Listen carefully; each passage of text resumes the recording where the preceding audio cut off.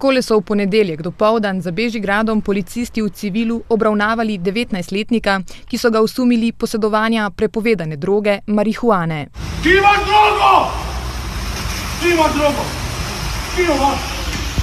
Ki jo imaš? Ki? Tule? Opa, pridržan.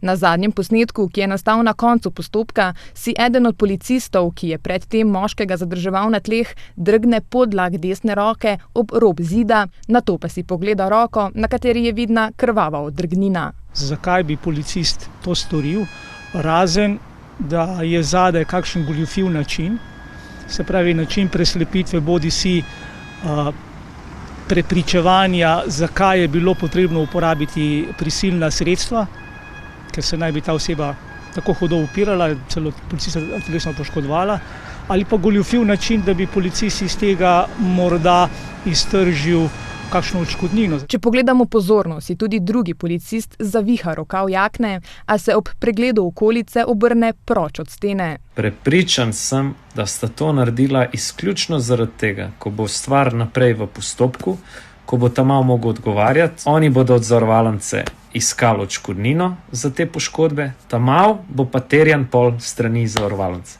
Na posnetek so se danes odzvali tudi na policiji in potrdili, da je uporaba prisilnih sredstev in celoten postopek že predmet strokovnega nadzora.